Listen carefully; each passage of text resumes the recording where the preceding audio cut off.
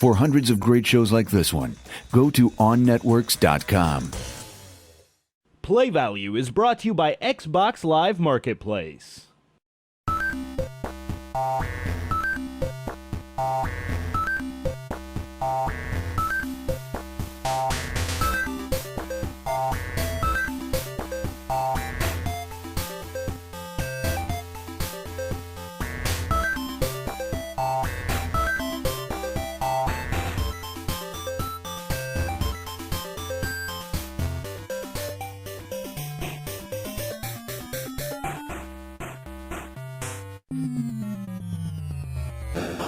The year is 1985, and video games kind of look like they were a fad. It looks like it was just a thing, it came and went, and now we're all ready to move on to our lives. Kind of like disco. It was there, it was big, now it's gone. Recently, Atari basically single-handedly created the home video game market and destroyed it. There really was no appetite on both the part of people actually buying video games or like retail stores to even carry video games. Because Atari, you know, they made tons and tons and tons of money, and then they were just gone. It's all about the home computer now. People are looking toward the Commodore. They're looking to the Amiga, IBM, Apple. They're looking to buy these computers that offer more than just gaming. The funny part, if you think about that, is it's really only in America, you know, and so while American companies didn't want, you know, to touch video games with a 10-foot pole, video games are still going strong in Japan and Europe. So from the land of the rising sun, Nintendo looks over and sees 250 million Americans with nothing to waste their homework time on, and they say, we can conquer America and bring video games back. So over in Japan, Nintendo has this thing called the Famicom, the family computer. And it's got very advanced graphics, and even more than that, it's got a controller that's a little more complex than what we're used to. Nintendo looks at America and they're trying to figure out a way in, and they think, let's partner with Atari. Now Atari, yes, Atari's dead in terms of consoles, but it has a name. Atari is a household name in America at this point. Nintendo isn't. Atari asked Nintendo, well, you know, what do you got for us? And they said, well, you know, we have Donkey Kong. You could totally have Donkey Kong. It was a huge arcade hit. You know, it would definitely be a win for Atari. And so they're like, okay, cool. We could have very easily been playing the Atari Entertainment System instead of the Nintendo Entertainment System if it wasn't for one mistake. What happened though is Coleco, who had this home computer called the Atom, had published their own version, Donkey Kong, even without Nintendo's knowledge of that. Atari found out about this in the middle of their distribution talks and just got so pissed off. Nintendo was like, no, not us. It's Coleco's fault. You know, they don't have the rights to the game. They just made the game, you know, innocently or not. Eventually it all kind of got ironed out, but there was so much bad blood that the deal didn't happen. So Nintendo, they don't have any options. They're like, all right, let's just get this thing out there. Let's put it in front of people and get them excited about it. They take it to the Consumer Electronics Show, the biggest consumer electronics show in the country. Which is a big trade show for TVs, stereos, all kinds of electronic entertainment things. And they set up a booth, everyone comes by and says, oh, a video game console. Nobody does those anymore, you guys are crazy, get the hell out of here. They're just like, video games, no one plays video games anymore. Like, what do you think you're doing? That's not gonna work. You're not gonna make any money off of that. You can't even use the word video games without people getting skeptical. So Nintendo calls it the Advanced Video System. And even still, with their little shenanigans, they did not attract any attention. They didn't sell a single unit. Undaunted, Nintendo returned to the second CES later that year. They actually realized, if we can't win in the video gaming market, if everyone's telling us it's dead, let's just reposition it as a toy.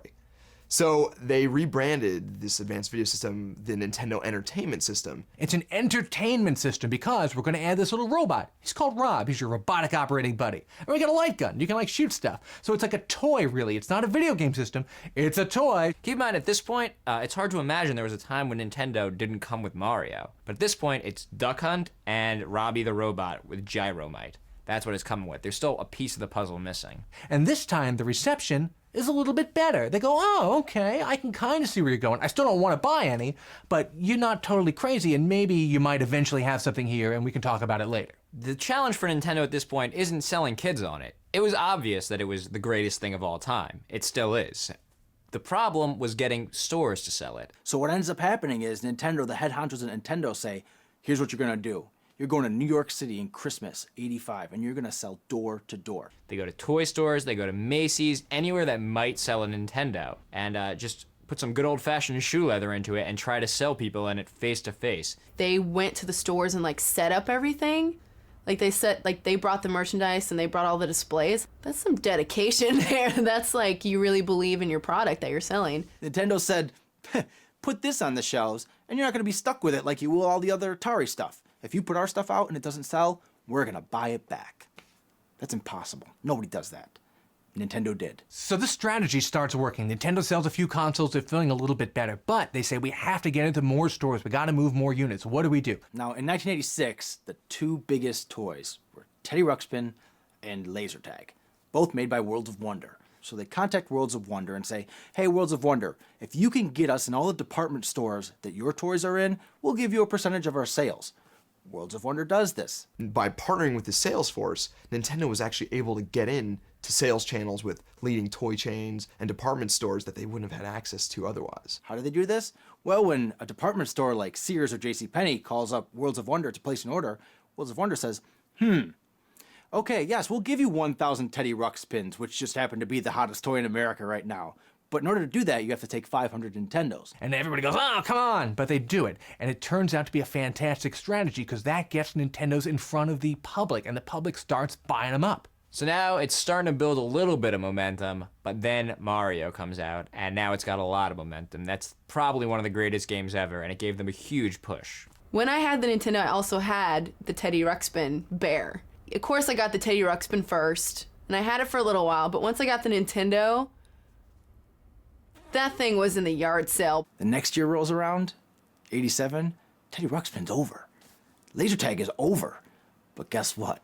Nintendo is just taking off. They didn't need Worlds of Wonder anymore. They severed the agreement, and here's where Nintendo really enters just a golden age. Stuff like Metroid, Zelda, Punch-Out, Excitebike, just all the first generation of Nintendo classics start coming out. And at this point, it's built up so much steam you can't stop it. It's clear that it's more than a fad, and it's a phenomenon. Now, the golden age of Atari only lasted for a few years. Nintendo, they've been around, if not always the top dog, for more than 20 years, and now with the Wii, they're back on top again. Could you imagine if there was no Teddy Ruxpin? We wouldn't know Nintendo like we do right now. Worlds of Wonder would later file for bankruptcy, and Nintendo would keep making boatloads of money every day. You know, the Japanese brought video gaming kind of back to life. And so really that represented the shift of, you know, American control of the video game market to the Japanese control of the video game market.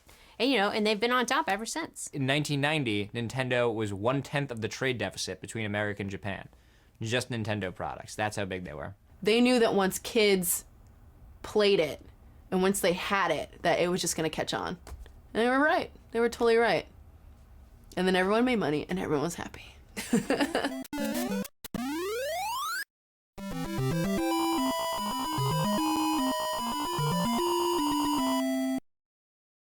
Rated E10 plus to T.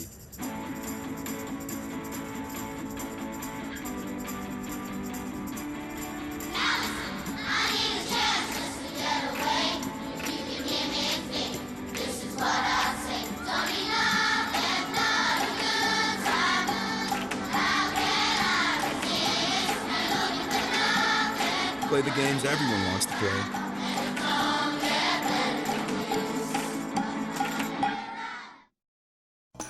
For hundreds of great shows like this one, go to OnNetworks.com.